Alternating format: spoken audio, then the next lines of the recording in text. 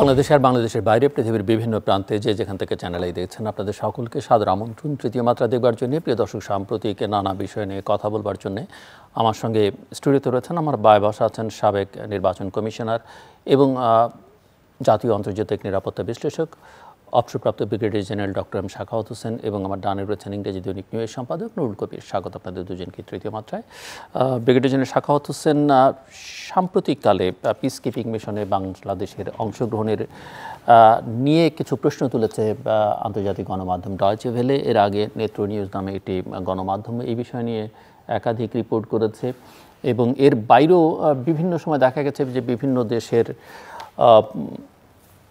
পলিটিশিয়ানরা এগুলো নিয়ে প্রশ্ন তুলেছে। তার মধ্যে উল্লেখ করবার মতো যে এক সময় এক বিবৃতিতে যেটা তারা লিখেছিলেন, যুক্তরাষ্ট্রের যিনি রাষ্ট্রদূত জাতিসংঘে, তাকে কয়েকজন সিনেটর এবং কংগ্রেসম্যান, তারা অবশ্য ভিন্ন কারণ দেখিয়েছিলেন। তারা লিখেছেন যে বাংলাদেশের কারেন্ট রিজিম যুক্তরাষ্ট্রের নিরাপত্তার জন্য হুমকি স্বরূপ, সেই কারণে পিস কিপিং মিশনে যেন বাংলাদেশ থেকে কোনো সদস্যদের না নেওয়া হয়। এবং ডয়েচে ভেলে নেত্র নিউজের রিপোর্ট হচ্ছে যে যাদেরকে নেওয়া হচ্ছে তাদের একটা অংশ বাংলাদেশের মানবাধিকার লঙ্ঘনের সঙ্গে যুক্ত। সো আমি একটু আপনার কাছ থেকে প্রাক্তন সেনা কর্মকর্তা হিসেবে বুঝতে চাই যে পুরো পরিস্থিতিটা সেনাবাহিনী বা সশস্ত্র বাহিনী এবং পুলিশের জন্য কতটা স্বস্তিকর, বিশেষ করে এই বাহিনীগুলোতে যারা কর্মরত আছেন এবং যারা পিস কিপিং মিশনে আছেন বা যেতে চান, তারা আসলে এটা তাদেরকে কতটা উদ্বিগ্ন করতে পারে বা দুর্ভাবনায় ফেলতে পারে বলে আপনি মনে করেন? ধন্যবাদ আপনাকে এবং নুরুল কবিরকে আমার শুভেচ্ছা এবং আপনার দর্শকদেরকেও আমার শুভেচ্ছা। আপনি একটু আমার জন্য একটু স্পর্শকাতর প্রশ্নটা করলেন, বাট যেই প্রসঙ্গটা নিয়ে এই কথাটা আপনি উঠিয়েছেন আমি আগেরগুলোও জানি, কারণ কিছু একটা চিঠি গিয়েছে ইত্যাদি ইত্যাদি বিকজ অফ দ্য রিজিমের কারণে। কিন্তু ইদানিং যে প্রশ্নটা উঠেছে সেটা হচ্ছে একটা ডিডাব্লিউর একটা ডিটেল রিপোর্ট। আমি রিপোর্টটা বেশ দুবারই দেখেছি ভালো করে। সেখানে কিন্তু আপনি একটা জিনিস, যেটা পিস কিপার্সদের নিয়ে কথা হয়নি, মানে বাংলাদেশের টোটাল কন্টিনজেন্ট নিয়ে কথা হয়নি, একটা অংশ কাউকে কথা হয়েছে। আমি যতদূর আমার মনে আছে 5 জন অফিসারের যারা নাম বলেছে, 5 অফ দেম এই হয়তো তারা এখন আছে অথবা তারা গিয়েছিল অথবা হোয়াট এভার। এই 5 জন মোস্ট প্রবাবলি বা হয়তো 6-7 জনও হতে পারে। তারা বলছে যে এরা সরাসরি আপনার হিউম্যান রাইট ভায়োলেশনের সাথে জড়িত ছিল। কিছুর উপরে গুম খুনের কথাও আসছে। বিশেষ করে যারা র্যাবে কাজ করছিল বা করেছিল তাদেরকে পিস কিপিংয়ে নেওয়া হলো কেন, ওইটা হলো বড় প্রশ্ন। এবং র্যাবের উপরে তো একটা স্যাংশন আছে অ্যাজ এ ফোর্স, এবং কাজেই র্যাবে যারা চাকরি করেছে তারা যে ওই সময়ে কিছু ইনভলভ ছিল সেটা তারা বলার চেষ্টা করছে। এবং এরকম তো আমরা নিজেরাও শুনেছি, জানি, নাম শুনেছি, কিন্তু কয়েকটা নামও দেখলাম যে কয়েকজনের নাম বললো। নাম বলেনি মানে ঢেকে দেওয়া আছে, ঢেকে দেওয়া মানে নামগুলো দেখলাম আর কি, মানে তারা কারেক্ট নাম কিনা আমি তা বলতে পারবো না, বিকজ আমি কাউকে তো চেনার কথা না। তো এই জায়গাতে আমার মনে হয় যেটা পরবর্তী পর্যায়ে যেটা ইউএন যে আপনার ক্লারিফিকেশনটা দিল, সেটা বললো যে ইউএনের একটা আউটলাইন আছে যে পিস কিপিংয়ে কীভাবে কাকে কীভাবে পাঠাবেন। সেইখানে ইউএনের যেটা বলা আছে যে এই ধরনের লোকজন যাতে না পাঠানো হয়। তখন ইউএনের যেটা বক্তব্য শুনলাম যে ইউনাইটেড নেশনস বলতে পারবে না যে কে ওই দেশ থেকে কারা তাদের কাছে কোনো লিস্ট নেই, আনলেস আদারওয়াইজ তারা জিজ্ঞাসা করে। এবং সাধারণত তারা জিজ্ঞাসা করে না, তারা মনে করে যে এটা duty of that particular country, ওই দেশের দায়িত্ব যে একটা পিস কিপিং ফোর্স পাঠাচ্ছে যেখানে একটা কনফ্লিক্ট সিচুয়েশনের মধ্যে, সেখানে এমন কোনো লোক যেন না থাকে যারা হিউম্যান রাইট ভায়োলেশনের জন্য দোষী সাব্যস্ত হয়েছে অর সাসপেক্টেড টু বি। তো সেই জায়গাতে কিন্তু entire Bangladeshi peace keeping force নিয়ে কিছু হয়নি। আজকে 30 বছর বাংলাদেশি ট্রুপসরা বাইরে আছে এবং খুবই রেয়ার, আমি যতটুকু জানি খুবই রেয়ার যে বাংলাদেশি ট্রুপসের বিরুদ্ধে ওইখানে ওয়াইল ওয়ার্কিং পিস কিপিংয়ের বা হিউম্যান রাইট ভায়োলেশনের ওরকম কোনো কথা উঠেছে। দুই একজনের ছোটোখাটো ইন্ডিভিজুয়াল হয়েছিল এবং স্ট্রিক্ট পলিসি, যেটা আমি যতদূর জানি, যে ওই রকম যদি কোনো রিপোর্ট হয় তাহলে তাকে তার পয়সা দিয়ে ফেলে আনা হবে, তাকে কোর্ট মার্শাল করা হবে, will be thrown out of the army. এরকম কয়েকটা ঘটনা ঘটেছে। আমি নিজে বেশ কিছু বছর আগে আমি নিজে গিয়েছিলাম একটা এমনি মানে জার্নালিস্টদের সাথে গিয়েছিলাম পিস কিপিংয়ে, এটা ছিল আইভরি কোস্টে। এবং সেখানে আমি যে সাধারণ লোকজনের সাথে কথা বললাম, এখানে মেয়রদের সাথে কথা বললাম, ওখানে যেটা দেখলাম যে they have earn a very high reputation ওই সময়। তখন তো র্যাবের প্রশ্নটা আসছে না, কারণ আপনি ওখানে গিয়ে যেটা দেখলাম যে আমাদের ডক্টররা সকাল থেকে রুগী দেখে, নিজেদের তো দেখেই, এবং বাইরের লোক, গ্রামের লোক সকাল থেকে ভিড় করে, এই মেডিসিন নিয়ে যায়, কারোর কাছ থেকে নিয়ে যায়, নিজেদেরটা নিয়ে যায়। তো বাংলাদেশ কিন্তু ওই সব জায়গাতে একটা ভালো নাম করেছে। আপনি জানেন, ইট, সিয়েরা লিওনে তারা থাকাকালীন বাংলা ভাষাটাকে তারা মোরাল সেকেন্ড অফিসিয়াল ল্যাঙ্গুয়েজ করেছে। এবং আমি ওখানে দেখি যে ছোটো ছোটো ছেলেগুলো বাংলা ভাষায় আপনার বাংলাদেশি জাতীয় সঙ্গীত গাচ্ছে। এখন এই পর্যায়ে এসেই কিছু কিছু ব্যত্যয় ঘটছে। সেই ব্যত্যয় ঘটার দায় দায়িত্ব পড়বে কিন্তু আর্মি হেডকোয়ার্টারের উপরে, কারণ তারা সিলেকশন করছে। তো কাজেই আমার মনে হয় যে বাংলাদেশ আর্মিকে আরও সচেতন হতে হবে যে এই ধরনের লোক, বিশেষ করে আমাদের অফিসাররা যারা র্যাবে চাকরি করেছে আগে, তো এখনও আছে, আমার মনে হয় যে আমাদের তো আর্মিতে অফিসারের কমতি নাই, এবং র্যাব তো প্রতিষ্ঠান হিসেবে নিষেধাজ্ঞার মধ্যে আছে। তাদেরকে না পাঠালেই ভালো, কারণ এমন না যে বাংলাদেশে এই 5 জন 10 জন 7 জন নাকে না পাঠালে বাংলাদেশের কন্টিনেন্টে অফিসার কম হয়ে যাবে। Not required. ফ্রেশ ক্লিন পিপুলকে পাঠানো উচিত। কারণ একটা কথা যখন উঠেছে আমাদের প্রবলেমটা হলো কি, আমরা একবার টোটালি প্রথম উই স্টার্ট ডিনাইং, এবং সব জায়গায় আমরা একটা কনস্পিরেসি অমুক তমুক ওই যে ডিনাই, কিন্তু ডিনাই না করে ওয়াই নট টু সি যে কী বলেছে, কী চাচ্ছে, কী দরকার। সম্পূর্ণভাবে ডিনাই করা তো কোনো মানে হয় না। আর আমি যতদূর জানি, আমি যতটুকু দেখেছি, আমি জানি না নুরুল কবির সাহেব নিশ্চয়ই ভালো করে দেখেছেন ওনার জার্নালিস্টিক পয়েন্ট অফ ভিউ থেকে, আমি কিন্তু টোটাল কন্টিনজেন্টের উপরে কোনো কথা বলা হয়নি। না, সেটা তো বলা হয়নি, সেটা তো বলছেন না। এবং এই সাউথ এশিয়া, আপনি যদি রেকর্ড দেখেন, 48 থেকে, যেদিন থেকে পিস কিপিং শুরু হয়েছে, এই 48 থেকে কিন্তু সাউথ এশিয়া ট্রুপস হবে। পাকিস্তান, ইন্ডিয়া 48 থেকে যাওয়া শুরু করেছিল। সাউথ কোরিয়াতে বলেন, কোরিয়ার এসে, তারপরে এই মিডল ইস্টে। সো সাউথ এশিয়ার কন্ট্রিবিউশন হিসাবে বাংলাদেশের কন্ট্রিবিউশন ইজ অলসো সেম। এখনও তো ইন্ডিয়ান ট্রুপস আছে, পাকিস্তানি ট্রুপস আছে, এবং অনেক জায়গায় তারা মিলেমিশে কাজ করছে। বাংলাদেশি কন্টিনজেন্টের হয়তো ওভারঅল কমান্ডার দেখা যাচ্ছে কোনো ইন্ডিয়ান অফিসার অথবা পাকিস্তানি অফিসার কাজ করছে। সো এই জায়গাগুলোতে আমার মনে হয় we have to be very very careful, আমি যেটা মনে করি। জি, মিস্টার নুরুল কবির। ধন্যবাদ। সাধারণভাবে যদি বলি দুটো দিক আছে। একটা হচ্ছে যে কেন পিস মিশন, কোন আন্তর্জাতিক পিস মিশনগুলোতে এই সিলেকশনের ক্ষেত্রে এগুলো দেখা হয়, কারণ যে কোনো এলাকায় শান্তি মিশনের কাজ হচ্ছে অন্য বিবদমান সংগঠন বা পার্টিগুলির মধ্যে যখন কনফ্লিক্ট হয়, সেইখানে যে হিউম্যান রাইটস ভায়োলেশন না হয়, এমনকি একটা যুদ্ধমান দুটো গ্রুপের মধ্যে হিউম্যান রাইটস ভায়োলেশন যাতে না হয়, নিয়ম কানুন অনুযায়ী, যুদ্ধেরও তো কতগুলি নিয়ম আছে, সেইখানে দেখবার জন্যে এবং ওই কনফ্লিক্ট জোনের মধ্যে শান্তি প্রতিষ্ঠিত করবার জন্যে পিস মিশনের ধারণাটা জাতিসংঘ গ্রহণ করেছিল। এখন দুটো দিক, একটা হচ্ছে যেটা সাখাওয়াত ভাই বললেন যে আমাদের এইখান থেকে যারা গেছে তাদের বিরুদ্ধে ওই স্টেশনগুলিতে হিউম্যান রাইটস ভায়োলেশনের মেজর বা সাধারণভাবে কোনো অভিযোগ নাই, বিক্ষিপ্ত দু একটা হয়েছে। এটা একটা দিক। আরেকটা দিক হচ্ছে একটু তাত্ত্বিক, যে এটা সিলেকশন প্রক্রিয়া খুব গুরুত্বপূর্ণ, যেই প্রতিষ্ঠান এই পিস মিশনে পাঠানোর জন্য, যেটা বললেন আর্মি হেডকোয়ার্টার্স বা কিংবা অন্যান্য হেডকোয়ার্টার্স যারা এটা নির্বাচন করে, ঠিক তাদের দেশে যদি তাদের বিরুদ্ধে হিউম্যান রাইটস ভায়োলেশনের অভিযোগ থাকে, সেটা কিন্তু ওই বিক্ষিপ্ত ঘটনার সঙ্গে ডাইরেক্টলি সংশ্লিষ্ট না হলেও একটা প্রতিষ্ঠানের দেশে, যেই দেশের থেকে পাঠানো হয় সেই দেশের প্রতিষ্ঠানের সদস্যদের বা চিফের বিরুদ্ধে যদি এই ধরনের অভিযোগ থাকে, তাহলে পুরা সংগঠনকেই, তারই ভাবমূর্তি সারা পৃথিবীর মধ্যে আপনার বিপন্ন হয়ে পড়ে।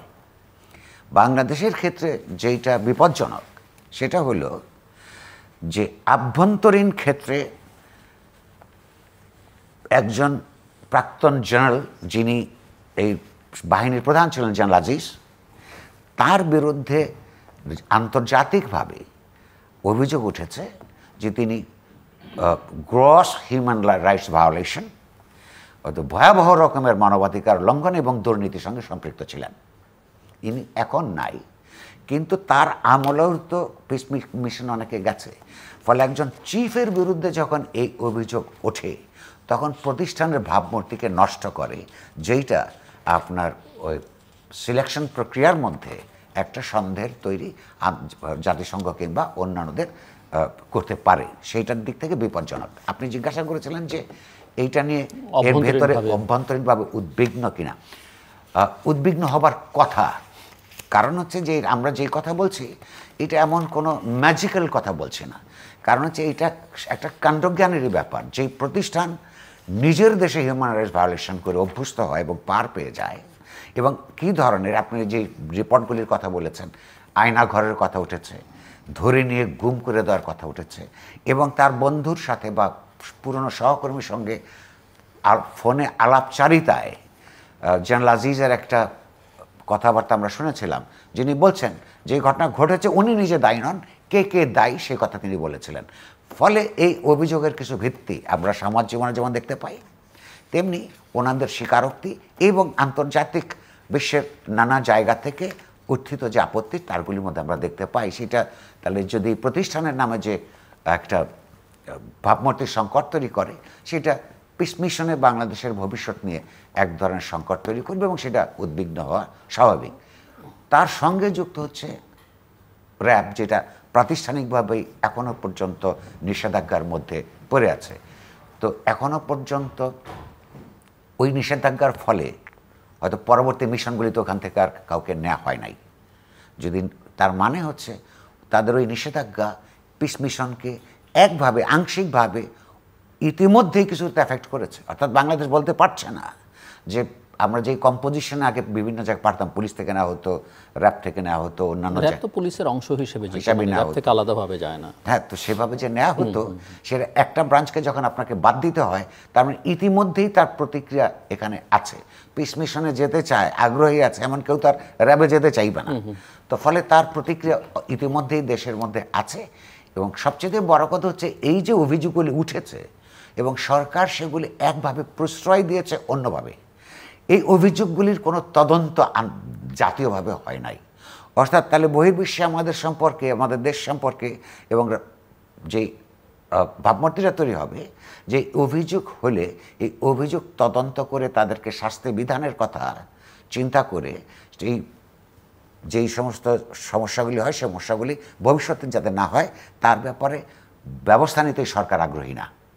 এখন এই সরকারের পক্ষে কি র্যাব, পুলিশ, মিলিটারি এদের ব্যাপারে এই ধরনের তদন্ত করা সম্ভব? আমার ধারণা অসম্ভব না হলেও দুরূহ।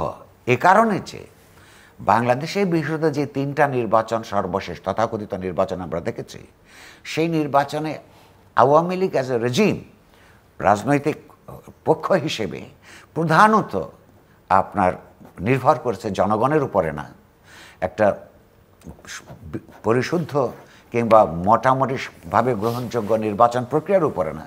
তারা রাষ্ট্রের যে কোয়ার্সিভ ফোর্স, যে সব রাষ্ট্রেরই থাকে, এই ধরনের সশস্ত্র বাহিনীগুলির উপর তারা ভরসা করে ক্ষমতায় এখনো পর্যন্ত বিদ্যমান আছে। ফলে তাদের ব্যাপারে এই সরকারের কোন অপরাধের সিরিয়াসলি তদন্ত করার নৈতিক ন্যায্যতা নাই। এবং রাজনৈতিক দুর্বলতা আছে। ফলে যতক্ষণ পর্যন্ত না আমাদের দেশে সংগঠিত, ওই বিদেশিদের অভিযোগের কথা আমরা বাদ দিলাম, আমাদের দেশে সংগঠিত অভিযোগগুলোর ব্যাপারে বিদেশিদের কিংবা আমাদের দেশের মানুষের কিংবা ভিকটিমদের কিংবা সিভিল সোসাইটির অভিযোগ আছে, সেগুলি তদন্ত না হওয়া পর্যন্ত এবং তদন্তের মাধ্যমে যদি দোষী সাব্যস্ত হয় তাদেরকে আইনের আওতায় নিয়ে আসার আগ পর্যন্ত এই সংকট বিদ্যমান থাকবে বলে আমার ধারণা। সো এখানে মিস্টার নুরুল কবির যেটা বলছিলেন যে জেনারেল আজিজ সাবেক সেনা প্রধান, তিনি কিভাবে দুর্নীতি, মানবাধিকার লঙ্ঘন এইসব প্রশ্ন তার বিরুদ্ধে আছে, রাজনৈতিক প্রশ্নটাও আছে। যেমন তিনি 2018 ইলেকশনের পরে সেনাপ্রধান হিসেবে যে বক্তব্য দিয়েছেন, অতীতে যেসব সেনা সদস্যরা বা সেনাবাহিনী প্রধানরা রাজনীতিতে জড়িয়েছেন, এর বাইরে আমরা কোনো সেনাপ্রধানের কাছ থেকে এই ধরনের রাজনৈতিক বক্তব্য আমরা কখনো লক্ষ্য করিনি। কিন্তু স্যাংশনের ওই ঘোষণার মধ্যে আরও কতগুলো কথা আছে, যেমন তিনি ডেমোক্রেটিক ইনস্টিটিউশনকে আন্ডারমাইন করেছেন, গণতান্ত্রিক প্রতিষ্ঠানের উপরে মানুষের আস্থাহীনতা তৈরিতে ভূমিকা রেখেছেন। এই বিষয়গুলো, এই রত্নের সঙ্গে আরও দুই রত্ন এখন আলোচনার মধ্যে আছে। বেনজির আহমেদ, যিনি র্যাবের প্রধান ছিলেন, যার উপরে 2021 ডিসেম্বর থেকে স্যাংশন আছে এবং যিনি পুলিশেরও প্রধান হয়েছিলেন। জেনারেল আজিজ যেমন বলছেন যে আমেরিকায় না গেলে তার কিছু হবে না, এবং তিনি মনে করেন এটা আসলে সরকারকে হেয় এবং বিব্রত করবার জন্য আমেরিকায় স্যাংশন দিয়েছে। বেনজির আহমেদকে এখন খুঁজেই পাওয়া যাচ্ছে না। পত্রপত্রিকায় বলছে যে তিনি দেশের বাইরে চলে গেছেন, তার টাকা দেশের বাইরে চলে গেছে। সরকারের সংশ্লিষ্ট কর্তা ব্যক্তিরা বলছেন যে তার কোনো খবর তাদের কাছে নেই। যেখানে আদালত তাকে তার সম্পদ জব্দ করবার কথা বলছে, দুদক তার পেছনে লেগে আছে, কিন্তু সরকারের কাছে কোনো তথ্য নেই যে তিনি আসলে কোথায় আছেন। আরেকজন সংসদ সদস্য, তার অতীত আমরা সবাই কম বেশি ইতিমধ্যেই জানি, তারপরও তিনি 3 বার সংসদ সদস্য হয়েছেন, সরকারি দলের সাধারণ সম্পাদক বলেছেন, জনপ্রিয়তা দেখে তাকে মনোনয়ন দেওয়া হচ্ছে, অন্য কিছু বিবেচনায় নেওয়া হয়নি। এবং আমরা জানি যে তিনি যেই 3টে নির্বাচনে তাকে মনোনয়ন দেওয়া হয়েছে এবং সংসদ সদস্য হয়েছেন, 3টে হচ্ছে 14, 18 এবং 24-এর নির্বাচন। এদিকে আবার এই সরকারের সময়, মানে এর আগে তিনি মন্ত্রী ছিলেন দিলীপ বড়ুয়া, সাম্যবাদী দলের নেতা, তিনি বলছেন যে এই সংসদের 80% সদস্যই হচ্ছে স্মাগলার। তো সব মিলিয়ে আসলে এই যে 3 রত্ন বলি, প্রতিভা বলি, যাই বলি, তার মধ্যে একজন প্রয়াত, এবং তিনি আসলে মারা গেছেন কিনা সেটাও নিয়েও এখন অনেকের মধ্যে সন্দেহ তৈরি হয়েছে যে আসলে তিনি কি হত্যাকাণ্ডের শিকার হয়েছেন কিনা। কি দেখেন, আর এগুলো আসলে এই ইমেজগুলো আসলে বাংলাদেশকে কিভাবে পোর্ট্রেট করে এবং বাংলাদেশের ভাবমূর্তি দেশের ভেতরে বাইরে আসলে কি দাঁড় করায়? জেনারেল শাহবাজ হোসেন, দেখুন, মানে এটা নিয়ে এত আলোচনা হয়েছে, সারাদিনই আলোচনা হচ্ছে। যেমন নুরুল কবির যেটা বললেন যে নামের সংখ্যা 3 বলে আলোচনা হচ্ছে, এটা 30 যখন হবে তখন হয়তো 30 বোধহয় হয়েই আছে, যেটা হয়তো সামনে আসেনি। আমি বলছি অনেক পত্রপত্রিকা হতে পারে, পত্রপত্রিকা নানা কথা আসে। একটু দেখলাম যে এই যে মালয়েশিয়া নিয়ে একটা যে কেলেঙ্কারিটা হচ্ছে, সেখানে জানি না প্লাস মাইনাস পত্রপত্রিকা তো বলে প্রায় 20,000 কোটি টাকা, আমরা 20,000 না হলে 15,000 কোটি টাকা নিয়ে এগুলো নিয়ে খেলা হয়েছে, এবং নাম চলে আসছে যে কারা কারা এর সাথে জড়িত।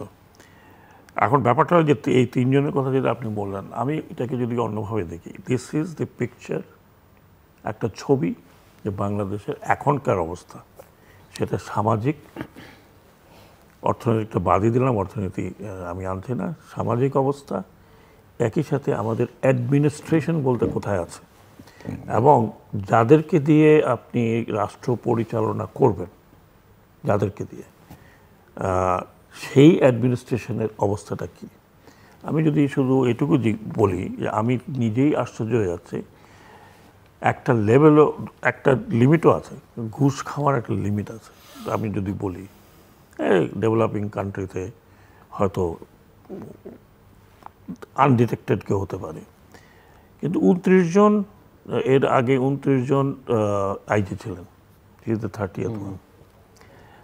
ওনার এই অবস্থা কেন হলো? এবং উনি হচ্ছেন শুদ্ধাচারী পুরস্কার পাওয়া, 3 বার পুলিশ পদক।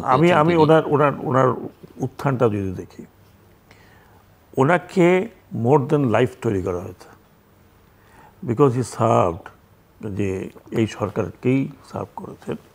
প্রমিনেন্টে আসলেন যখন তিনি ঢাকা ডিএমপি কমিশনার হলেন, সেইখান থেকে উনি র্যাব চিন্তা করেন, সেখান থেকে উনি র্যাবে গেলেন, র্যাবে যখন উনি গেলেন তখন র্যাবে এই ধরনের যেটা হিউম্যান রাইট ভায়োলেশনের অনেক বিষয়গুলো আসলো, অনেক বিষয়, কিচ্ছু হয়নি ওনার, কিছুই হয়নি।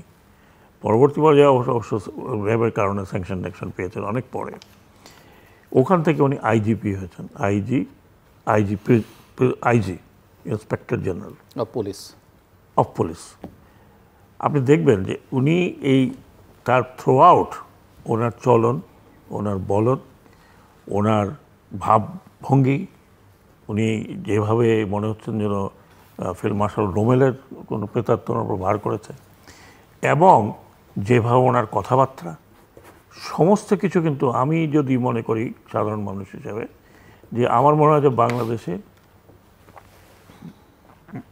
আপনার মাননীয় প্রধানমন্ত্রীর পরে যদি কেউ পাওয়ারফুল থাকতেন তাহলে উনি। ওনার কথাবার্তা টোটালি পলিটিক্যাল, টোটাল পলিটিক্যাল। এবং শুধু তখন নয়, উনি যখন র্যাব কমান্ডার ছিলেন তখনও পলিটিক্যাল কথাবার্তা বলেছেন, ডিএমপি কমিশনার হিসেবে পলিটিক্যাল বক্তব্য দিয়েছেন। সেই জায়গাতে যদি আপনি তার ওইভাবে উত্থানটা দেখেন, তাহলে তখন তাকে প্রশ্রয় দেওয়া হয়েছিল। আমি জানি না কতগুলো মেডেল ওনাকে দেওয়া হয়েছে, লাস্ট ছিল শুদ্ধাচার। প্রশ্ন হচ্ছে, যেটা প্রশ্ন আমি আমার নিজের কাছে উত্তর পাই না, ওনার এই যে উনি কি এই 3 বছরের মধ্যে যা এখন দেখতেছি যে আলাদিনের চেরাগ বললেও কম হবে, আলাদিনের চেরাগ বললেও এক জিনে না, বোধহয় কয়েকটা জিনে, কারণ এক জিন যদি এখানে কাজ করে তাহলে আরেক জিন হিলট্র্যাক্টে কাজ করেছে, আরেক জিন আপনার যে সেন্ট মার্টিনে কাজ করেছে, আরেক জিন নাকি ওখানে সাতক্ষীরাতে কাজ করছে। এখন নর্থ বেঙ্গলের খবর এখন আমরা জানি না।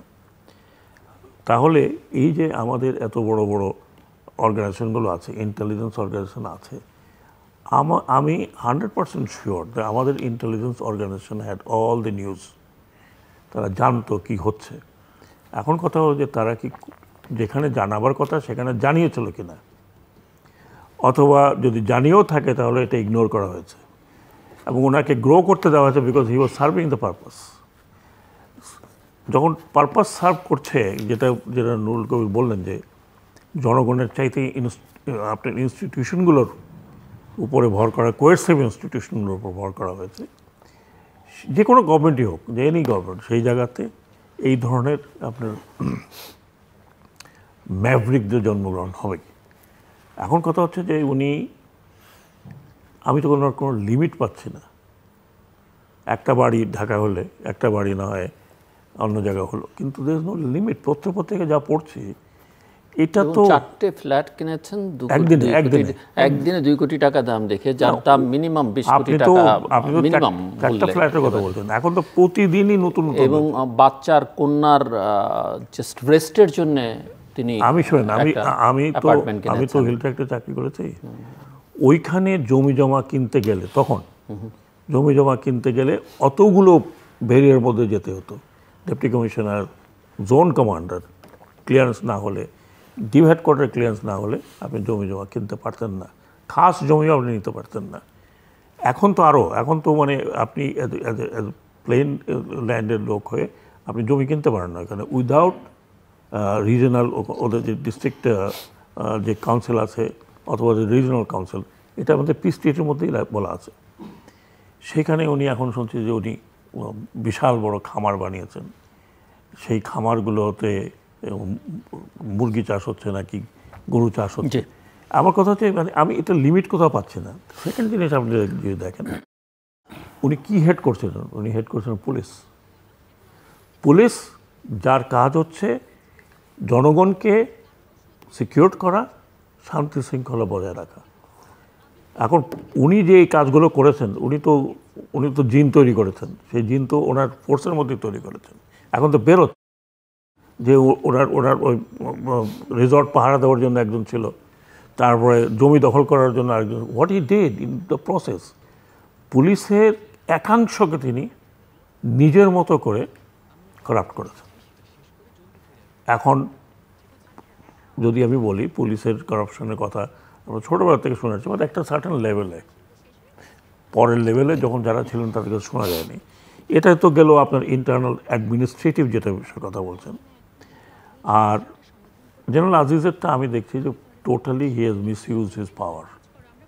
তার কারণ তিনিও সাপোর্ট। এখন সরকার যে বলছে যে আর্মি তার বিচার করবে, আর্মি বিচার করার মতো এলিমেন্ট আমি কিন্তু দেখছি না। তার কারণ হচ্ছে যে আর্মি বিচার করতে পারে একজন রিটায়ার্ড অফিসারকে যদি মিউটিনিতে অংশগ্রহণ করে অথবা মিউটিনি করার জন্য প্ররোচিত করেন, অথবা তিনি ভাগড়া ছিলেন, অনেক বছর পরে ধরা পড়েছে, তার কোর্ট মার্শাল হবে।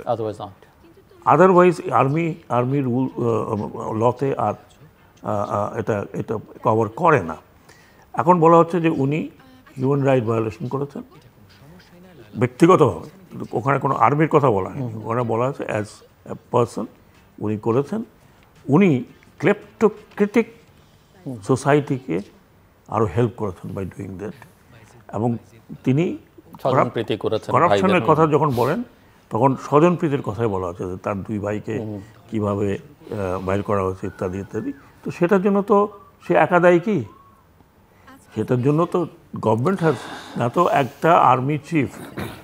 আপনি ঠিকই বলেছেন, বাংলাদেশ স্বাধীন হওয়ার পরে তো অনেক আর্মি চিফ আসছে গেছে, হয়তো অনেকে পলিটিক্সও করেছে, কিন্তু তার আগ পর্যন্ত আপনি কখনো শোনেন নাই। আগে বা পরে যারা পলিটিক্স করেছেন তাদের, যারা পলিটিক্স করছে তারা তো পলিটিক্স করছে, কিন্তু তার বাইরে আর্মি, কোনো army, even retired army chief দাঁড়িয়ে কখনো কিন্তু যারা পলিটিক্সের বাইরে কখনো বলেনি যে ইলেকশনে এরকম হয়েছে, ওরকম হয়েছে, ওরকম। You are not suppose two.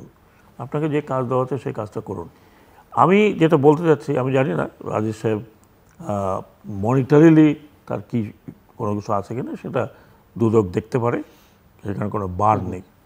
কিন্তু উনি পলিটিক্যালি ইনভলভ হয়ে তার যে যে আপনার ফায়দাগুলো নিয়েছেন, ওইটাই ওনার জন্য কাল হয়ে দাঁড়িয়েছে।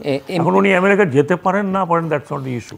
ইস্যুটা হচ্ছে আন্তর্জাতিকভাবে this has gone wild, that এই 7031C-র কারণে তাকে এটা দেওয়া হয়েছে। উনি কোথায় যাবেন না যাবেন, কোথায় থাকবেন, আপ টু হিম।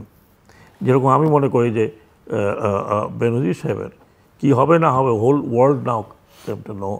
থার্ড কথাটা শেষ করে ফেলছি। থার্ড হচ্ছে যে আমাদের পলিটিক্যাল দেউলিয়াপানা।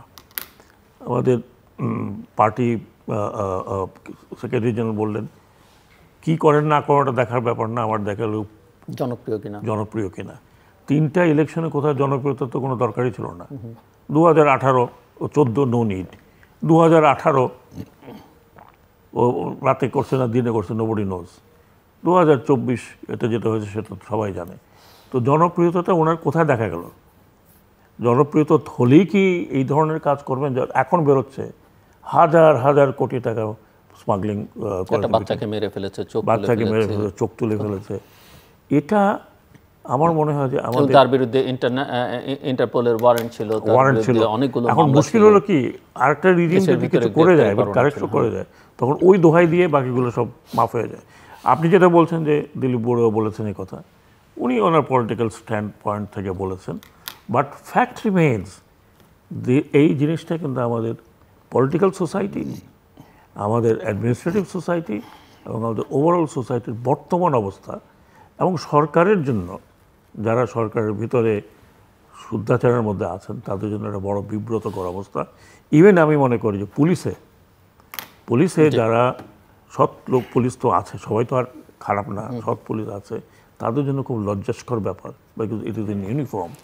সিমিলারলি আজিজ সাহেবেরও আমি বলবো যে এটার একটা রেমিফিকেশন তো ফোর্সের মধ্যেও। মিস্টার নুরুল কবির, যেমনটা ব্রিগেডিয়ার জেনারেল শাখাওয়াত হোসেন বলছিলেন যে ইন্টেলিজেন্স এজেন্সিগুলো কি করেছে, মানে তাদের তো এটা জানবার কথা, এটার একটা প্রশ্ন আপনার কাছে। এবং মানে দ্বিতীয়ত হচ্ছে যে আমরা mister Mahfuz Anam daily star সম্পাদকের একজন বক্তব্য শুনলাম, তিনি বলছেন যে তিনি যখন আইজিপি ছিলেন তখন আসলে কেউ সাহস করেনি এগুলো লিখতে, পরিস্থিতিটা এতটাই ভয়াবহ ছিল। এখন যখন তিনি আইজিপি নাই, এখন আস্তে আস্তে সংবাদপত্রগুলো মুখ খুলতে শুরু করেছে। আমি এই বিষয়ে একটু আপনার মতামত শুনতে চাইব।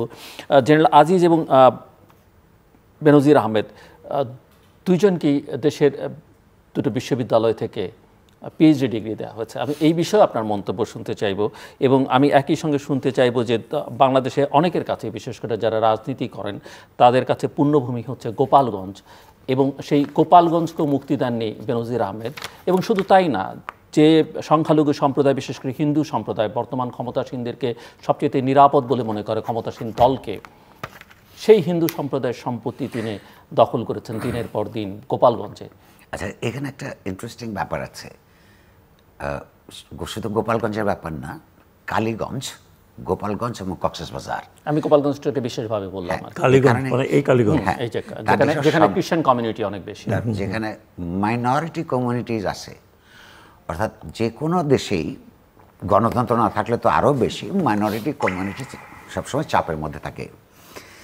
পরিষ্কারভাবে দেখা যায় তার সম্পদ যে সমস্ত জায়গায় বেশি কনসেন্ট্রেটেড হয়েছে বেনজিরের, তিনি মাইনরিটি এলাকাগুলোকে, চিটাগং হিল ট্র্যাক্টস আপনার ethnic minority community, Cox's Bazar ethnic minority community, গোপালগঞ্জে আপনার হিন্দু মাইনরিটি কমিউনিটি, কালীগঞ্জে ক্রিশ্চিয়ান মাইনরিটি কমিউনিটি, অর্থাৎ এইখানে মাইনরিটি কমিউনিটিদের যারা ভালনারেবল ফিল করে সেইটাকে তিনি এক্সপ্লয়েট করেছেন। আর প্রশ্রয়ের ব্যাপার আরও একটা জিনিস খেয়াল করেন, যেটা আপনারা হয়তো ভুলে তোলেন নাই, এন্টায়ার সময় ধরে উনি সরকারি পাসপোর্ট ব্যবহার করেন নাই। হ্যাঁ, ওটা এখন বেরোচ্ছে, ওটা প্রাইভেট পাসপোর্ট তিনি ব্যবহার করেছেন। আমাকে কি বিশ্বাস করতে হবে যে সংশ্লিষ্ট ইন্টেলিজেন্স এজেন্সিগুলি এটা জানে না? যে কোনো নাগরিকের আপনার পাসপোর্টের জন্য একটা পুলিশ ক্লিয়ারেন্স লাগে, নানান ধরনের এজেন্সি দেখে, তো অর্থাৎ এরা সবাই জানতো। এবং পুলিশের গণ্ডি পেরিয়ে আসলে বাইরে যেতে হয়, ঢুকতে হয়। পুলিশের নজরের বাইরে দিয়ে তো কেউ দেশের বাইরে যেতে পারে মুশকিল না। হচ্ছে দুটো দিক। একটা হচ্ছে প্রশ্রয়ের যে কথাটা তুলছেন কেন দিল, আমি আবারও বলছি, এরা এই সরকারকে জোর করে ক্ষমতায় রেখেছে তার মজুরি হিসেবে, তার রিওয়ার্ড হিসেবে, গিভ অ্যান্ড টেক। এই তারা তাদের যে সশস্ত্র ক্ষমতা এগুলোকে ব্যবহার করে অবৈধভাবে বিত্ত এবং বৈভবের মালিক হয়েছে, সরকার জানতো। কিন্তু জনতার রায়ের মধ্যে না থাকলে, গণতান্ত্রিক ব্যবস্থার যে অ্যাকাউন্টেবিলিটি সেইটা যদি সরকারের না থাকে, তাহলে এই ধরনের ফ্র্যাঙ্কেনস্টাইন বিভিন্ন জায়গায় তৈরি হয় এবং সেগুলো হয়েছে। তার জন্যে বাংলাদেশ অপমানিত হচ্ছে, পুরো সোশ্যাল ফেব্রিক ছিন্ন ভিন্ন হয়ে গেছে, এবং এরা টাকা পাচার করেছে। এই পাচারের কারণে আজকে আমাদের ডলার ক্রাইসিস হয়, এই পাচারের কারণে ইনফ্লেশন হতে থাকে, দ্রব্যমূল্য বাড়তে থাকে, মানুষের ফিক্সড ইনকাম করে মানুষের আয় বাড়ে না। আপনার গতকালকেই খবর বেরিয়েছে, সরকারি খবর, যে খাদ্য সংক্রান্ত বিষয়ে ফুড ইনফ্লেশন যেটা 10% ছাড়িয়ে গেছে। সরকার যখন এটা বলে তখন প্রাইভেট সেক্টরের ইকোনমিস্টরা বলে যে এটা সরকার 10 বলে ধরে নিতে হবে, হ্যাঁ 20-25 পর্যন্ত গেছে এই এদের জন্যে। সঙ্গে সরকারের কতগুলি রাজনৈতিক নির্লজ্জতা আছে। নির্লজ্জতা হচ্ছে 2-3 জন মন্ত্রী যারা কাজ বাদ দিয়ে বেশি কথা বলতে পছন্দ করে, তারা নানানভাবে এই মানুষ দুটোকে, যাদের কথা আমরা বলছি, আমি 3 নাম্বারটা পরে আসছি, নানানভাবে ডিফেন্ড করার চেষ্টা করছে। যেমন বেনজির, আজকে পররাষ্ট্রমন্ত্রী বলেছেন বেনজির গেছে, তার উপর তো কোনো বাইরে যাওয়ার নিষেধাজ্ঞা ছিল না। সত্যি ছিল না? ছিল না কেন? নিষেধাজ্ঞাটা ছিল না কেন? কিংবা যখন তার ব্যাপারে যে সমস্ত ইনভেস্টিগেশন শুরু হচ্ছে, এই খুচরা খবর লিক করে এসিসি যে খবর দিচ্ছে তাকে তার জব্দ করার জন্য কোর্টে যাবে, তার ব্যাংক অ্যাকাউন্ট ইয়ে করবে, এই ঘটনাগুলি কখন ঘটেছে? ব্যাংকের থেকে অলরেডি টাকা নিয়ে তুলে ফেলার সুযোগ দেওয়া হচ্ছে তাকে। সে বিদেশে অন্য অনেকের উপরেই তো অভিযোগ থাকলেই পাসপোর্ট আপনার আটকে ফেলে, তো এইটা তাকে সুযোগ দেওয়া হয়েছে। এবং আপনি যে কয়েক হাজার কোটি টাকার কথা ভাবছেন বা বলছেন যে অসীম মনে হচ্ছে, এটা কিছুই না। বাচ্চু কোথায়? বেসিক ব্যাংকের বাচ্চু, তাকেও তো সরকার খুঁজে পায় না। কিংবা ধরুন এই যে আরেকটা ব্যাপারে যে ডিফেন্ড করছে, জেনারেল আজিজের বিচার যদি হয় তাহলে আর্মি করতে হবে, সে তো এখন আর্মির লোক না, ফল করে না আর্মির লয়ের মধ্যে, মানে আর কোনো কর্মকাণ্ড ফল করে না। একটা আউট অফ সার্ভিস একজন ইন্ডিভিজুয়াল এখন, সেটা আপনার আমার মত নেই, তার একজন সিভিলিয়ান সেই অর্থে। তার অপরাধগুলি সেগুলো এখনো পর্যন্ত সরকার অ্যাপারেন্টলি মনে হচ্ছে ঠিক করতে পারে নাই, যে কে বিচার করবে। তো আর্মিও তো ডিফেন্সের আন্ডারে, তো ডিফেন্সের তো একজন মন্ত্রী আছেন, তাহলে সেটা তো সরকারেরই মধ্যে, আর্মি তো সরকারের বাইরে না। সেটা আপনি মিলিটারি রুলে লতে করবেন, সেটা তো কোন সময় ঘটনাটা ঘটেছে তার উপর, নাকি সিভিল আইনে করবেন, সেটা তো সরকারকে সিদ্ধান্ত নিতে হবে। এসিসিকে আমরা কি করতে দেখছি? এসিসি সর্বশেষ খবর হচ্ছে যে একটা স্ক্রুটিনি সেল আছে যেখানে আজিজের ব্যাপারে অভিযোগ স্ক্রুটিনি করছে। অভিযোগ কি কি? বিদেশ থেকে কতগুলি জেনারেল টার্মসে আমরা দেখেছি। তো সেই অভিযোগ কি এখানে ইনভেস্টিগেশন, এই সরকার কি ইনভেস্টিগেশন শুরু করেছে? আমরা জানি না। কেন করে না? কারণ হচ্ছে, আবারও বলছি, প্রধানত এই রাজনৈতিক রেজিম দায়ী। কারণ তারাই তাকে জনতার যথার্থ ম্যান্ডেট যেভাবে হয় সেই ম্যান্ডেট ছাড়া তাদেরকে ক্ষমতায় রেখেছে, সেই ক্ষমতা তারা পলিটিশিয়ানরা ভোগ করছে, এবং তার বিনিময়ে এরা এই ধরনের অপকর্ম আমাদের জাতীয় প্রতিষ্ঠানগুলিকে দেশে বিদেশে ভাবমূর্তি নষ্ট করে তারা নিজেদের এভাবে আখের বুঝিয়েছে, এবং তাদের সন্তান সন্ততিরা কিন্তু কোনো মানুষ হয় নাই। আমার কোনো বন্ধু যদি আমার একটা দামি শার্ট গিফট দেয়, সকালবেলা আমি যখন রাতে বাড়ি যাই, সকালবেলা একটা খুললে আমার স্ত্রী জিজ্ঞাসা করে, এটা তো দামি শার্ট মনে হচ্ছে, এটা তুমি কোথায় পেলা? এদের স্ত্রী সন্তানেরা তারা নাকি লেখাপড়াও কিছু করেছে। এরা এই যে যেই ধরনের জীবন তারা যাপন করে, এদের বাপকে বা স্বামীকে কিংবা এদের আত্মীয় পরিজনরা তাদেরকে কখনো জিজ্ঞাসা করার মতন শিক্ষিত রুচিশীল মূল্যবোধ নাই যে এই ছেলেটি গরিবের ছেলে, এ হাজার হাজার কোটি টাকার মালিক কোত্থেকে হইল, আর এত বছর চাকরি জীবনে কত টাকা তার বেতন, সুযোগ সুবিধা কত, এবং এই ভোগ বিলাসের জীবন তারা কোত্থেকে পায়। অর্থাৎ তার পরিবারগুলির মধ্যে কোনো সুশিক্ষা দেওয়ার ব্যবস্থাও তারা করতে পারে নাই। এবং এরকম এখন হাজার হাজার ফ্যামিলি যারা যারা এই আওয়ামী লীগকে জোর করে ক্ষমতায় রাখার ক্ষেত্রে সহযোগিতা করেছে, তাদের প্রায় প্রত্যেকে, এই সংখ্যা হাজারে হাজারে। আপনি এটা তো শুধু একটা দিক, আরেকটা দিক, এই সময়গুলিতে কত কোম্পানির ডাইরেক্টরশিপ এই যে যাদের হাতে অস্ত্র আছে, বৈধ অস্ত্র, সেটা অবৈধভাবে ব্যবহার করে মালিকানা ছিনিয়ে নিয়ে গেছে। একজন আমাদের সহকর্মী ছিলেন, উনি বিবৃতি দিয়ে বা ক্লারিফিকেশন দিয়ে বলেছেন, শফিকুর রহমান প্রেস ক্লাবের প্রেসিডেন্ট ছিলেন, ওটা দেখলাম, আওয়ামী লীগের member parliament, MP, member parliament, হ্যাঁ মেম্বার অফ পার্লামেন্ট। ওনার কোম্পানি তাকে নিয়ে গেছে। তার উনি বর্ণনা দিয়েছেন, তাকে রাতের বেলায় ধরে ওয়েস্টিনে বসেছিলেন গভীর রাতে, এবং তার সঙ্গে বেনজিরের সঙ্গে যে লোক ছিল তাদের সশস্ত্র মনে হয়েছে, তাকে বলছে সাইন করতে, এবং তার এটা নিয়ে গেছে। অনেকগুলি ব্যাংকের ডিরেক্টরশিপ, ব্যাংকের মালিকানা বদল হয়ে গেছে, বহু প্রাইভেট কোম্পানিটা হয়ে গেছে। এগুলো আমরা জানি। আমি এই প্রসঙ্গে হলো আপনাকে ওই ডেইলি স্টারের সম্পাদকের উত্তরটা দিয়ে দিচ্ছি। এই কথা উনি কোথায় বলেছেন আমি শুনেছি, একটা অনুষ্ঠানে। আচ্ছা, নোয়াব তো আপনার হচ্ছে নিউজ পেপার ওনার্স অ্যাসোসিয়েশন, আমি সেখানে ছিলাম না, ফলে ঠিক কি বলেছেন সেইটা আমি জানি না।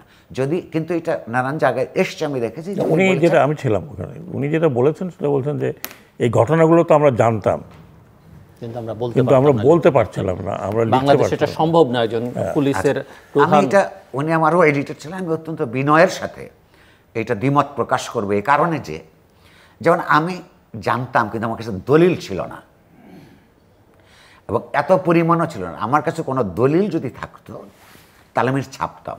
স্টারের তো আরও ছাপার কথা, কারণ স্টারের গায়ে মস্তকে একটা স্লোগান আছে, journalism without fear and favour. উনি ভয় পাবেন কেন যদি ওনার কাছে তথ্য থাকলে? সুতরাং আমি খুব নিশ্চিত না উনি এই ভাষায় বলছেন নাকি আপনারা ভুল করে বলছেন। এই ভাষাই তো, তার তো ফিয়ারের কথা না, তাহলে তো ওই মাস্টারের ওই নিচের স্লোগানটা তাকে বদলে দিতে হবে। আবার যখন ফিয়ারলেস একটা সময় আসবে তখন ওনার দেওয়ার কথা, কিন্তু আমার কাছে থাকলে আমি ছাপতাম। মানে উনি যেটা বোঝাতে চাচ্ছি, দেশে এমন একটা ভয়ের পরিস্থিতি, ভয়ের সিম্বলিক বক্তব্য রেখেছে যে সেখানে আসলে সম্ভব নয় সাংবাদিকদের পক্ষে। তাহলে এখন এক প্রশ্ন, যদি আমি ওই জায়গাটা আমি শেষ করে ফেলি। প্রশ্নটা হচ্ছে যে, তাহলে পুলিশের কথা বলছেন, পৃথিবীর এমন কোনো ভয়াবহ সংগঠন তার মধ্যে যেখানে ভালো লোক না থাকে? নিশ্চয়ই পুলিশ, হ্যাঁ নিশ্চয়ই, না তো কোনো ফোর্সই 100% হতে পারে না। হ্যাঁ, আচ্ছা, কিন্তু প্রশ্ন হচ্ছে আমাদেরকে এইভাবে চিন্তা করতে হবে যে যিনি শুদ্ধাচার, সরকার তাকে শুদ্ধাচার পুরস্কার দিয়েছেন, তার যদি এই অবস্থা হয়, তাহলে শুদ্ধাচার পুরস্কার যারা পান নাই তাদের কি অবস্থা? তাদের কথা চিন্তা করে, আপনার ভয়াবহতার কথা চিন্তা করলে দেশটাকে কোথায় নিয়ে গেছে এরা। এক, এই দেশে লিখিতভাবে আমরা প্রতিবাদ করেছি, আমার যেখানে করবার কথা এডিটোরিয়ালি করেছি, এখানে করেছি, লিখিতভাবে পুলিশ মেডেল দেওয়া হয়েছে, মুদ্রিত পুস্তক প্রকাশ করে, যে বিরোধী দলের সংগ্রাম দমন করার ক্ষেত্রে সাফল্যের জন্য তাকে পুরস্কার দেওয়া হলো, মেডেল দেওয়া হয়েছে। তাহলে এই পুলিশ, এই আর্মি এবং এই এসিসি, এগুলি শত দলীয় ব্যাপার। তারা তো আমাদের দেশকে, দেশের স্বার্থকে তাহলে প্রতিনিধিত্ব করে না। যদি করে, এই কাজটা তো করতে পারে না। আওয়ামী লীগও তো একসময় অপোজিশনে, তাদের উপরও নিপীড়ন হয়েছে। সেই নিপীড়নের পক্ষে যখন আমরা দাঁড়িয়েছি, আজকে যখন বিপক্ষে যখন আমরা নিপীড়নের তাদের পক্ষে যখন দাঁড়িয়েছি, যারা নিপীড়িত হয়েছে আওয়ামী লীগের, তাহলে আজকে যারা নিপীড়িত হয় তাদের পক্ষে তো আমাদের দাঁড়াতে হবে। দাঁড়াতে গেলে আপনার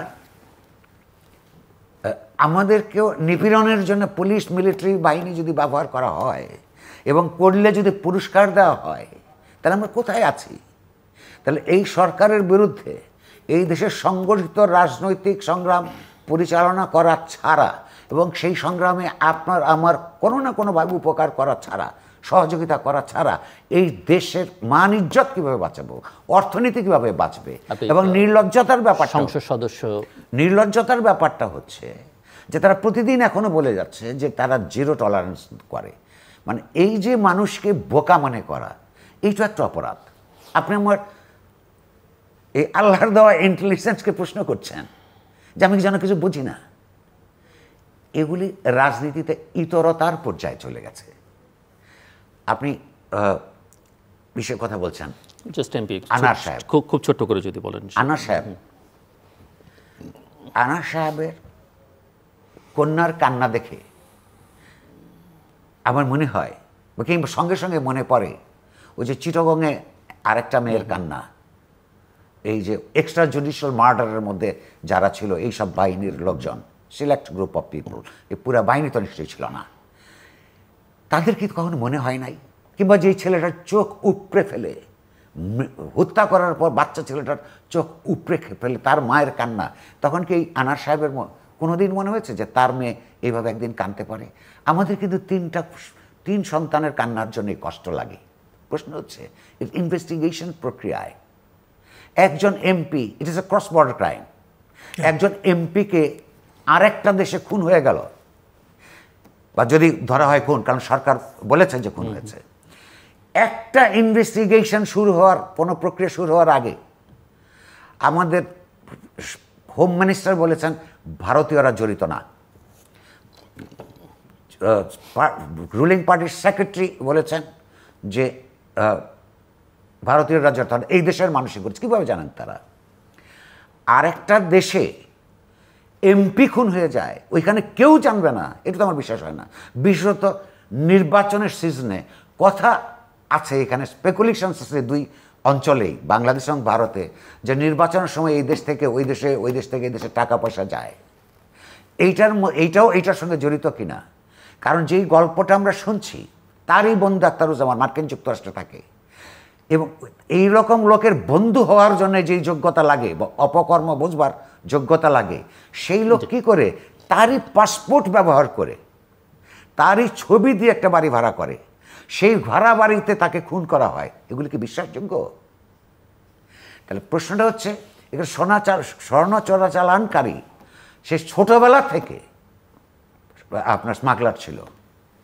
এই স্মাগলারদেরকে ডেকে ডেকে, আপনি আর একটা কথা বলছেন, আপনি সরি আমি আর আধা মিনিট নিব, মিসম্যাচ, সম্পদের যে মিসম্যাচ, যেটা টিআইবি গিয়েছিল আপনার ইলেকশন কমিশনের কাছে, এটা এখন কে জানে না। আমরা রিপোর্টে দেখেছি যে উপজেলা চেয়ারম্যান হলে তারপরের 5 বছরের মধ্যে 1000 গুণ থেকে 13,000 শতাংশ, 1000 শতাংশ থেকে সম্পদ বেড়ে যায়। তার দেওয়া সেই এভিটিভিটের সম্পদ আর তার ইনকাম ট্যাক্সে দেওয়া রিটার্নের সম্পদ মেলে না। মেলে না। তাহলে এগুলির জন্য এসিসি সরকারে আছে এমন কোনো রাজনৈতিক নেতা বা সরকারি দলের কোনো সদস্য এইরকম কারোর ব্যাপারে সাবস্ট্যান্টিভ লেভেলে বিশ্বাসযোগ্য কোনো দুর্নীতি কোনোদিন তদন্ত করেছে কিনা, কেন পারে না? ধন্যবাদ। আমরা একটু শেষের দিকে, ফাইনাল রাউন্ড, আমি একটু আপনাদের দুজনের কাছ থেকে কনক্লুডিং রিমার্কস হিসেবে শুনতে চাইব, এর প্রতিক্রিয়া কি, প্রভাব কি আগামী দিনগুলোতে দেশের ভেতর থেকে এবং দেশের বাইরে থেকে?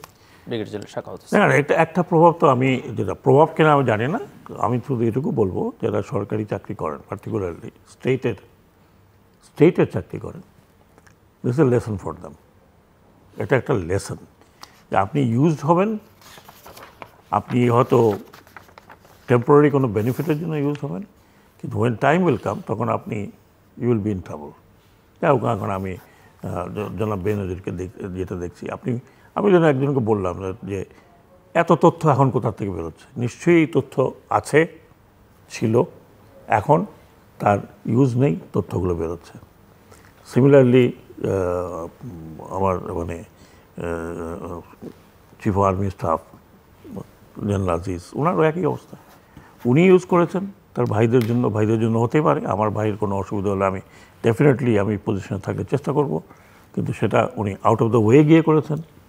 এখন পত্রপত্রিকা যা দেখছি সেটা আইডি কার্ড চেঞ্জ করা ইত্যাদি ইত্যাদি বহু লোককে ইনভলভ হয়ে গেছে, কিন্তু আলটিমেটলি কি রাষ্ট্রপতি ওনার ভাইদের ক্ষমা করে দিয়েছেন। না, যেটাই হোক, অন্য কারো তো করেনি, কিন্তু পয়েন্টটা হচ্ছে যে ডেফিনেটলি তার পজিশন থেকে উনি ওটা ইউজ করেছেন, অথবা ওনাকে ইউজ করার জন্য তাকে সেট আপ করা হয়েছে। কিন্তু এখন দেখেন কেউই দায়িত্ব নিচ্ছে না, বলে আর্মি ট্রায়াল করবে, বলে আমরা জানি না কী হবে। এখন উনি এই যে বেনজির সাহেব বের হয়ে গেলেন, যদি কেউ বলে যে, বিশেষ করে আমি যদি স্বরাষ্ট্রমন্ত্রী মহোদয়ের কথা বলি, যে ওনার কাছে তো সব কিছুই, আজকাল তো আমি কোন ফ্লাইট থেকে কোথায় যাচ্ছি এটা তো আপনি ঘরে বসে টিক করলে বুঝতে পারছেন যে আমার পাসপোর্ট নম্বর, কুয়ালালামপুর থেকে কোথায় গেলাম, ওখান থেকে কোথায় গেলাম, nothing is impossible, nothing is unknown. আগে ছিল খুঁজতে 10-15 দিন পরে বেরোবে। এখন উনিও তো ওই বসে যদি পাসপোর্ট নাম্বার দেয় যে লোকটা কোথায়, দে ক্যান ফাইন্ড আউট। তো এই ধরনের একটু যুক্ত করি, আমরা যারা একটা সেমিনারে বক্তৃতা করতে 3 দিনের জন্য বাইরে যাই, আমার জীবনে এই রেজিমে বহুবার ঘটেছে যে পাসপোর্ট এয়ারপোর্টে আটকায় রেখে 1-1.5 ঘন্টা বসায় রেখে পাসপোর্ট কোন দেশের ভিসা আছে ছবি রেখে তারপরে প্লেন ছাড়ার 10 মিনিট আগে ছাড়ে। এরকম প্রচুর ঘটনা, এরকম প্রায় প্রচুর।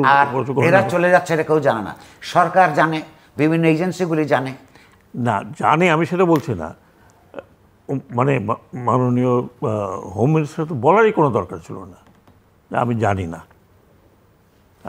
তো কেউই বিশ্বাস করবে না। এখন যে ডিজিটাল যুগ,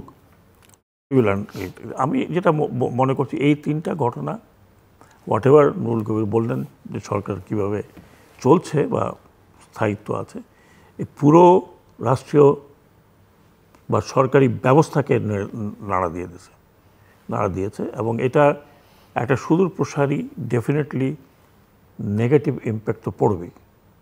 আপনি তো আমেরিকা তো শুধু একজনের উপরে কথা বলছে, এইরকম যদি খুঁজতে হয় তাহলে হয়তো আরও আছে, আমি ঠিক জানি না, নানান রকমের এখন তো রিউমার ভরে গেছে এবং আমি আলটিমেটলি যেটা বলবো, রিউমারের তো আমরা দেখলাম যে প্রোপাগান্ডা ছড়ানোর অভিযোগে, আমি সেটা বলতে চাইছি একটু, সেটা তো 148টি পেজ এবং 50টি অ্যাকাউন্ট তারা, এটা তো হলো আপনার delivered rumour from a quarter, but এমনি জনগণের মধ্যে প্রচুর রিউমার আছে। হ্যাঁ, আর আমাদের দেশটা তো ছোট, আপনি কত জায়গায় লুকাবেন, শেষ করতে হবে। তো কাজে আমি এটা মনে করি যে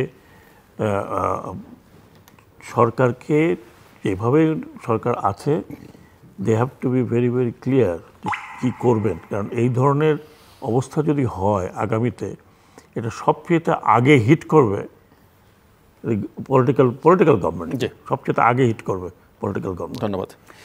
আমার ধারণার জন্য যেটা বলছেন যে লেসন যারা এখনও সার্ভিসে আসে তারা কোন লেসন নেবেন, যে শুদ্ধাচার পুরস্কার পেয়ে তারা, এইটাও একটা লেসন যে প্রচুর টাকা পয়সা অন্যায়ভাবে কামিয়ে তারপরে সুন্দর করে দেশ ছেড়ে অনেক টাকা পয়সা নিয়ে চলে যাওয়া যায়, এই লেসনটা আলটিমেটলি কী হবে, এই যে আপনি বললেন তার ছেলে মেয়ে তার ফ্যামিলি, আলটিমেটলি তারা যদি তাদেরকে কোনো সরকার না ধরে আলটিমেটলি তারা সুখে থাকবে, কারণ ইতিমধ্যেই যেই সমস্ত টাকা পয়সা তারা বিদেশে পাচার করেছে সেগুলি দিয়ে তারা পৃথিবীর যে কোনো জায়গায় সুখে থাকতে পারে। ফলে আমাদের দিক থেকে বরং জনসাধারণের দিক থেকে লেসনটা হইল বেশি গুরুত্বপূর্ণ। না, বাট আমি একটু সতর্কবার্তা হিসেবে বলতে চাই যে বাইরে টাকা পাচার করলে সেই টাকা ভোগ করতে পারা এত সহজ হবে কিনা পৃথিবীর অনেক দেশে এখন সম্ভব না। আচ্ছা, যেই দেশে অনেক দেশে আছে সেটা কোথাও কোথাও আমি বলছি, সেটা ঢাকায় চোরের একসময় তার যে বডি মুভমেন্ট ছিল বেনজির সাহেব, তো সেই রকম করে তার ঢাকায় চলাফেরা করতে পারবে না, না অন্য কোথাও পারবে না, যেখানে বাংলাদেশি বাঙালিরা সমস্ত লোকের সঙ্গে ঢাকা শহরে 20 গজ কোনো অস্ত্র শস্ত্র ছাড়া 20 গজ এই সমস্ত লোকেরা জনগণের মধ্য দিয়ে হেঁটে যাওয়ার সাহস পাবে না, কারণ মানুষ তাদেরকে অ্যাসল্ট করতে পারে সামনে পেলে। সেটা একটা অন্য আলোচনা। আমার উদ্বেগটা আরও অনেক বড়।